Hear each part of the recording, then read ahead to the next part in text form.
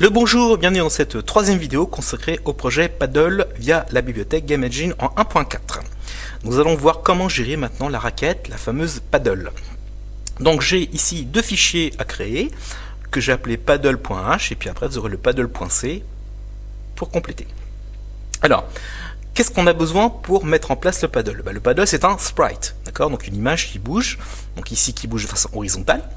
Donc il faut importer dans le paddle.h les éléments qui sont nécessaires. Donc d'abord la bibliothèque, la Game Engine 1.4.h évidemment, et les constantes. Où il y a entre autres la vitesse qui a été définie dans cette constante et les états du paddle.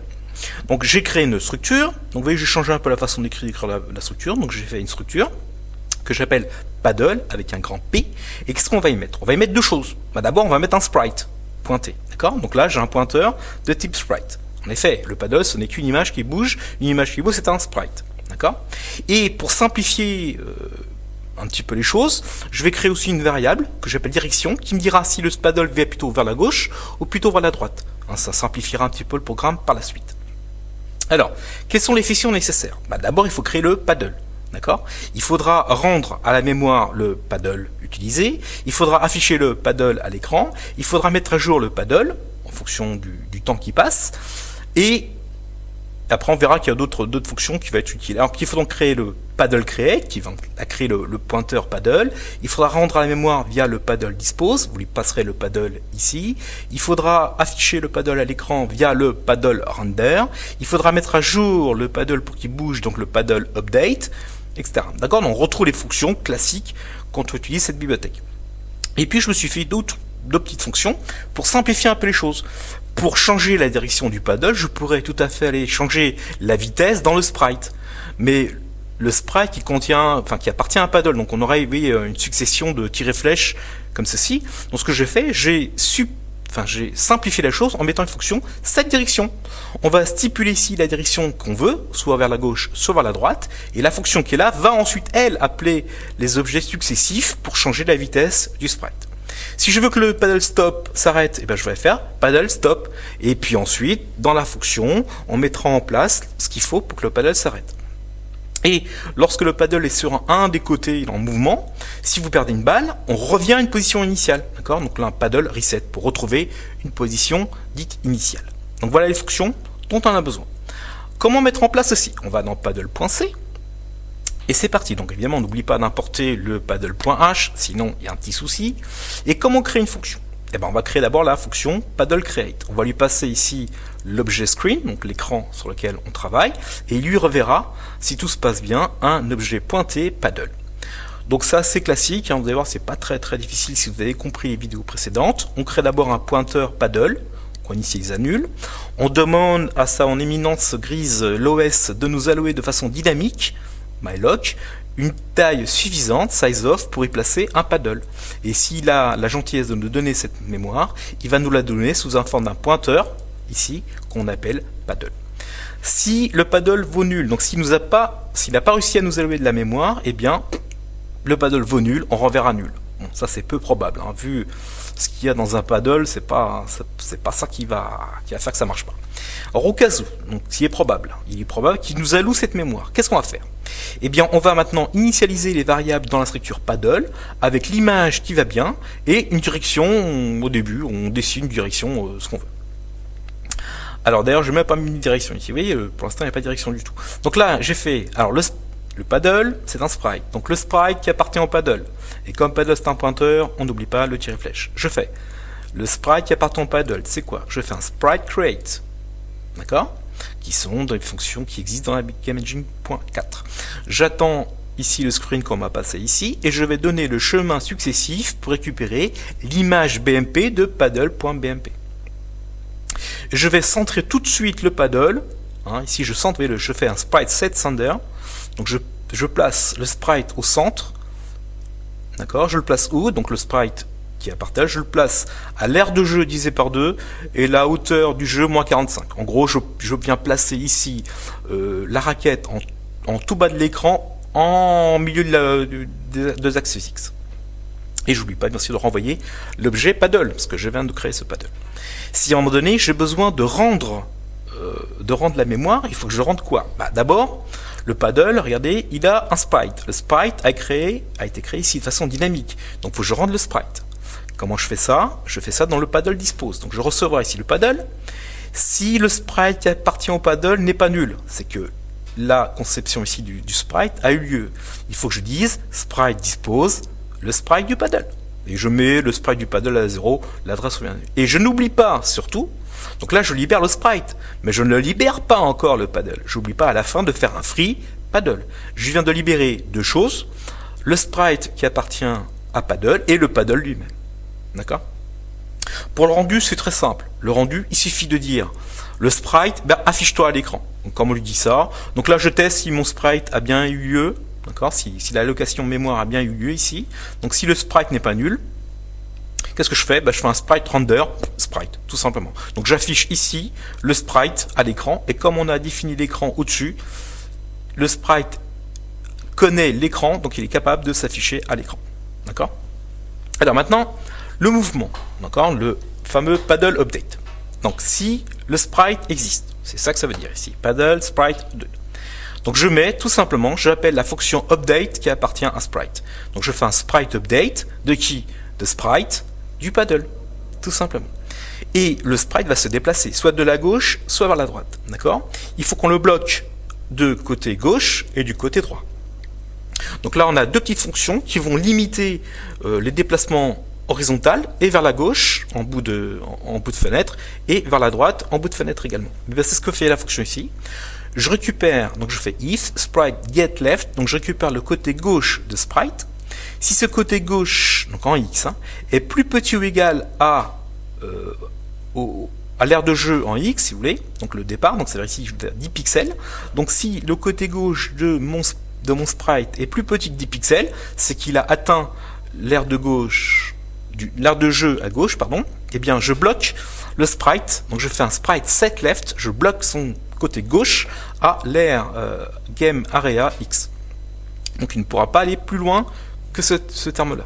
Et de même, si le côté droit du sprite est plus grand que l'aire de jeu plus les 10 pixels, d'accord, donc l'aire de jeu ici, donc la largeur de l'aire de jeu plus les fameux 10 pixels de décalage, et bien si ce côté droit est plus grand, d'accord, et bien je vais bloquer le côté droit à ce point-là. Donc il ne pourra pas dépasser le game area x plus game area w. Voilà, mais c'est pas méchant. Et puis ici, on a les fameuses ces directions, d'accord? Alors, comment on va faire ça? Donc ici, dans cette direction, je vais recevoir ici la direction, soit aller vers la gauche, soit vers la droite. D'accord? Vous n'oubliez pas que dans les constantes, on avait défini direction left, direction right. Donc ici, je vais mémoriser la direction dans mon paddle si j'en ai besoin un peu plus tard. Donc je récupère la direction. Cette direction, je le mets tout de suite dans ma structure paddle. Comme ça, je fais une mise à jour de la direction. Et je vais remettre la vitesse de mon sprite. On ne sait jamais, hein, si la raquette était à repos, c'est qu'il était au repos. Et bien maintenant, le fait de dire cette direction vers la gauche, et bien on va le mettre en mouvement. Donc là, je définis sa vitesse en faisant sprite set speed module. Donc je donne le module de la vitesse qui est constant, qui est dans la constante. Et puis maintenant, tout va dépendre de la direction. Si je reçois une direction de type gauche, je dis que l'angle de mouvement est de 180 degrés. Donc direction left, donc je veux qu'il se déplace vers la gauche, je fais sprite set direction en degrés, de sprite, je mets 180, donc il va se déplacer vers la gauche, tant qu'il ne sera pas bloqué ici par le côté gauche de ma fenêtre. Et à contrario, si je reçois ici direction right, et bien qu'est-ce qu'on va faire? Le sprite, je dis, mets-toi en direction 0 degré, et bien maintenant tu pars vers la droite. Donc je peux avoir que ces deux cas, soit vers la gauche, soit vers la droite. D'accord? Donc il n'y a pas de default. Si je veux que le paddle s'arrête, j'aurai une fonction paddle stop. Je recevrai ici le paddle. Qu'est-ce qu'il suffit de faire? Il suffit de dire que le sprite a une vitesse nulle en module. Tout simplement. Donc je fais sprite set speed module de sprite nul. Donc le sprite ne bougera plus. À chaque update, comme il a une vitesse nulle, il ne bougera plus. Oui, c'est pas méchant. Et enfin, le paddle reset, qu'est-ce que je demande? Vous voyez, quand on a créé le paddle au tout début, on l'a positionné au centre tel que on prenne la moitié du X et la hauteur de la fenêtre moins 45. Eh bien, on va reprendre ceci en reset. Donc sprite set center paddle gna gna gna gna. Alors ce que j'aurais pu faire ça. J'aurais pu prendre ça, le copier ici, ça, le mettre en commentaire, d'accord? et ici, tout de suite, appeler la fonction qui va bien. C'est-à-dire faire un paddle reset de qui? De mon paddle. Donc ici, je crée mon paddle, il est ici. Au lieu de faire un sprite set center, et bien comme j'ai une fonction reset, et bien je lui fais reset tout de suite. D'accord? C'est comme vous voulez. Bien. Donc j'ai maintenant mon paddle. J'ai mon paddle, je peux le faire bouger, je peux l'arrêter, je peux lui donner une direction. On pourrait utiliser ce paddle tel quel dans les fonctions GameEngine. Mais il serait peut-être plus judicieux de mettre ce paddle dans une autre structure qu'on peut appeler actor. Actors, s'il y en a plusieurs. Donc actors, actors, comme vous voulez. Et bien c'est ce que j'ai fait. Tous mes objets vont être pris dans un sac qu'on appellera acteur. Donc j'ai créé encore deux autres fichiers, actors.h et actors.c, qui contiendront mes acteurs. Alors pour l'instant, je n'ai qu'un acteur. Cet acteur, c'est le paddle. Mais il y aura plusieurs acteurs. Ensuite, il y aura la balle, les murs, les briques, etc. Et bien, tout ceci sera contenu dans ces acteurs. Et je vais gérer des acteurs entre eux. D'accord? C'est pas le GameEngine qui va gérer les acteurs, c'est des acteurs qui vont se gérer entre eux. Vous verrez ça un petit peu plus tard. Donc, je crée mon acteur. D'accord? Qu'est-ce qu'il a besoin, mon acteur? Z.h. Il a besoin de la bibliothèque. Je pense qu'à un moment donné, on aura besoin de sprite, de machin. Donc, on évite, on se prend pas la tête, on met la bibliothèque. On aura besoin aussi de constantes. D'accord? On ne sait jamais si on a besoin de constantes. Et je vais importer mon premier acteur. Et mon premier acteur, c'est le paddle. Et comment j'importe mon paddle? En disant, va prendre le fichier paddle.h. De même, je vais créer une structure actors. Je vais créer une boîte dans laquelle je vais mettre tous mes acteurs. Alors, qu'est-ce que j'ai mis dans cette boîte actors avec un A? Mon pointeur paddle. Donc là, j'ai un paddle, mais je peux avoir plusieurs paddles. Il suffira que je mette ici un tableau de paddle. Mais bon, on va aller doucement, on va mettre un paddle.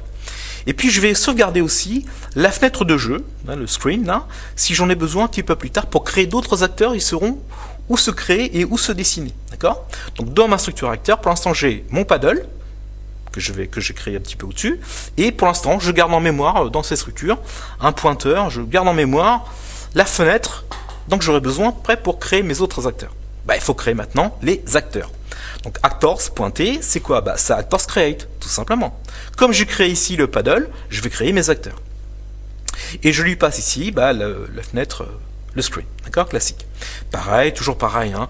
Qui dit création dit dispose, dit rendu à l'écran, dit mise à jour.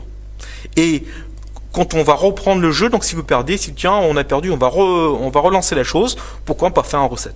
Donc j'ai créé une fonction pour créer les acteurs. Donc là, les acteurs, il n'y en a qu'un, mais bientôt il y en aura plusieurs. Ici, je crée une fonction pour rendre la mémoire par rapport aux acteurs, de rendu à l'écran, de mise à jour, en fonction, vous voyez, je reçois ici, le delta, le temps qui s'écoule. Si un des acteurs a besoin du temps qui s'écoule, parce que dans sa fonction, il est géré comme ça, donc il ne peut exister qu'un certain temps, d'accord? Et bien, le temps ici s'écoule, je lui passe, il saura quel temps il s'écoule, pour savoir s'il existe ou il n'existe pas. Et une fonction de remise à zéro de tous mes acteurs, pour qu'ils reviennent au point de départ. Alors, regardons ce qu'on a dans actors. La fonction actors, c'est très simple. Donc, bien sûr, on n'oublie pas d'importer actors.h. Pour créer les actors, c'est un peu ce qu'on a fait dans le paddle, sauf qu'il y a une petite modification ici. C'est quoi? En fait, on demande à créer ici un pointeur actors. Les actors sont créés en demandant un malloc du size of, malloc, classique. Si actors vaut nul, c'est que c'est pas bon, on renvoie nul. Il n'y a pas de création d'actors, il n'y aura pas de jeu du tout. Il est probable qu'ils réussissent à nous donner un peu de mémoire, qui le i, notre OS préféré. Donc je vais mémoriser dans ma variable screen qui appartient à actors. N'oubliez pas qu'actors c'est un pointeur, flèche, je pense que vous commencez à être habitué. On reçoit le screen ici, on le repasse ici. Donc on mémorise maintenant le screen. D'accord? Quand on va créer les briques, on va créer les briques autrement, donc on va pas forcément tout créer ici dans cette fonction-là. Donc du coup, j'ai le screen, je pourrais créer mes objets un peu n'importe où, parce que j'ai l'endroit où ils sont, c'est dans le screen. Et puis je vais maintenant créer mon paddle. Donc mon paddle qui est dans actors, vous voyez ici actors, il a un pointeur paddle, et le pointeur de paddle qui est dans actors, je fais paddle create, en appelant la fonction qui a été conçue précédemment. On attend bien sûr le screen ici. Et je renvoie mon pointeur actors. Donc le reset, pour l'instant, vous voyez, je mets une fonction vide, si on en a besoin, elle est là.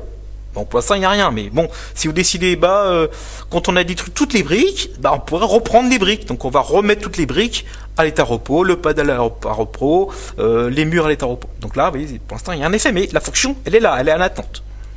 pour rendre la mémoire des acteurs, c'est très simple. On va prendre les acteurs les uns pour les autres et on va les rendre à l'OS. Donc si l'acteur existe, le paddle existe ici, je rends le paddle.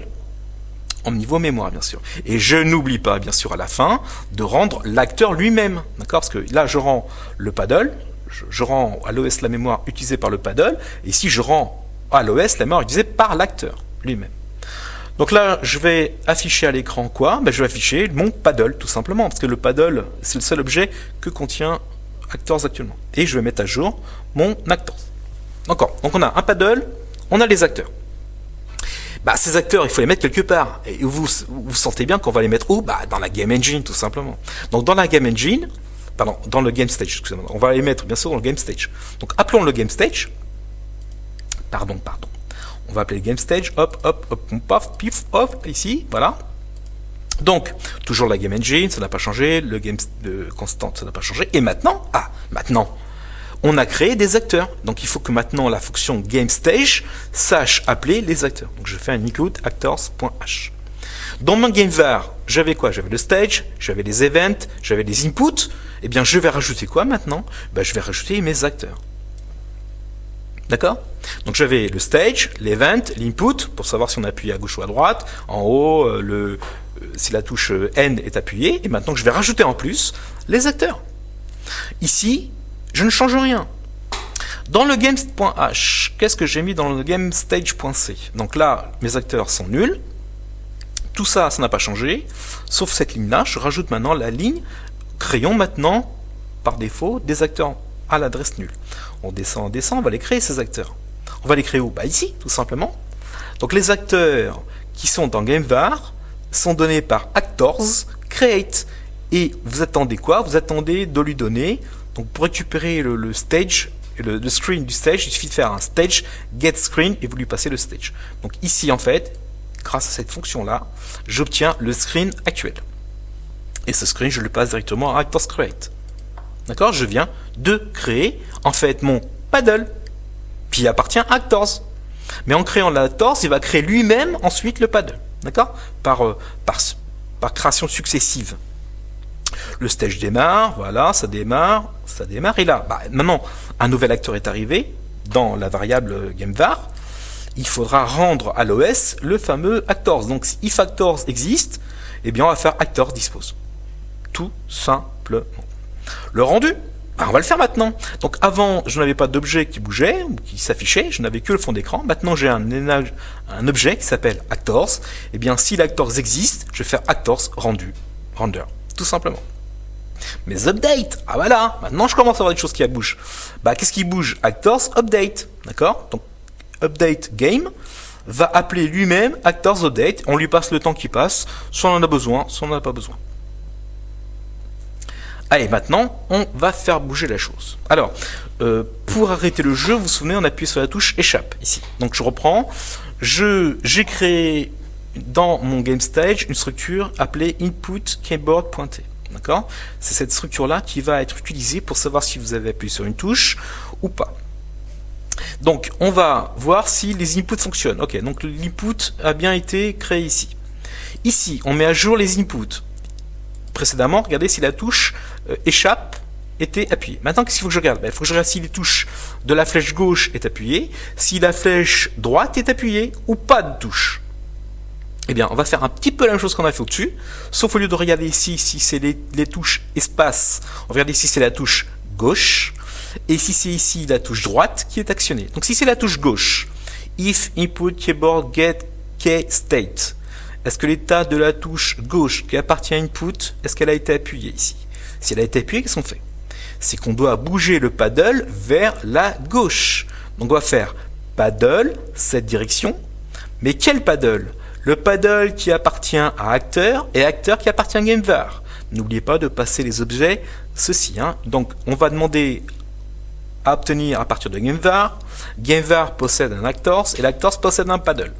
Donc je dis que le paddle qui est dans actors qui appartient à GameVar, il faut qu'il se déplace vers la gauche grâce à ma fonction traitée au-dessus. Si c'est la touche right, donc vers la droite, il faut que maintenant, donc if, sinon, si input keyboard get key state, est-ce que l'état de ma touche qui appartient à input, est-ce qu'elle a été touchée, est-ce que cette touche est la droite? Si c'est oui, qu'est-ce que je fais? Je dis que le paddle doit se diriger vers la droite. Quel paddle? Le paddle qui est dans Actors et qui est dans Gamebar. Et tout ça, ce sont des pointeurs, donc des tirets flèches. Et je dis va vers la droite. Si aucune de ces deux touches a été appuyée, c'est qu'on est à un moment donné un relâché. Donc si c'est relâché, je vais faire un paddle stop. Donc grâce à mes if, else, if et else, en 3 petites commandes ici, je peux diriger simplement mon paddle.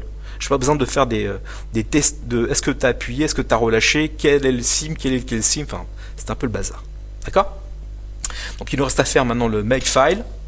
Donc je pense que vous êtes des bons maintenant, je pense que vous avez compris le makefile. On a 2 objets qui sont apparus, enfin 2 fonctions qui sont apparues, les paddles, les actors. Donc il faut créer l'actor.o. Ça dépend de actor, ça dépend de la game engine et ça dépend du paddle. Évidemment, regardez bien, de actors.h dépend du paddle, de la game engine et de elle-même. D'accord? Donc si je bouge le paddle, eh ben, il faut que cette fonction-là aussi change. Donc makefile layer. Donc le paddle, il dépend de lui-même et de la game engine. Il ne dépend pas du actors parce que le actors possède un paddle. Le paddle ne possède pas d'actors. D'accord? Donc on crée des paddles, on crée des actors et dans la construction all, on rajoute ici le paddle.o, on rajoute le actors.o pour construire à la fin le paddle.x. Si je ne me suis pas trompé, on va retrouver la fenêtre d'introduction de jeu, la fenêtre de jeu dans laquelle vous allez voir apparaître un paddle donc, qui va pouvoir se déplacer vers la gauche ou vers la droite via mes flèches de direction. Allez, on va compiler ça. Donc on fait un petit make. Voilà. Et maintenant on va lancer le paddle.x. Voilà, vous avez au milieu de l'écran, en bas de l'écran, mais au centré par rapport à X, une petite raquette, un paddle que je peux bouger vers la gauche via ma touche gauche ou vers la droite vers ma touche droite. Et vous voyez, quand je vais tout à fait à gauche, grâce à mes tests que je vous ai vus tout à l'heure, je ne peux pas dépasser ici la partie X de 10 pixels. Et si je vais totalement à droite, je ne pourrai pas déplacer mon aire de jeu en X ici. Par contre, entre les deux, je peux bouger vers la gauche ou vers la droite. Donc nous avons créé quoi? Nous avons créé un game, on a créé un paddle, on a créé des acteurs. Et ces acteurs, enfin la fonction, grâce à acteurs, je vais pouvoir ensuite compléter mes acteurs successifs pour ensuite interagir plus facilement entre le paddle, la boule, les briques, tous ces objets seront dans acteurs, ce sera beaucoup plus simple pour les interactions. Merci de votre écoute et à très bientôt.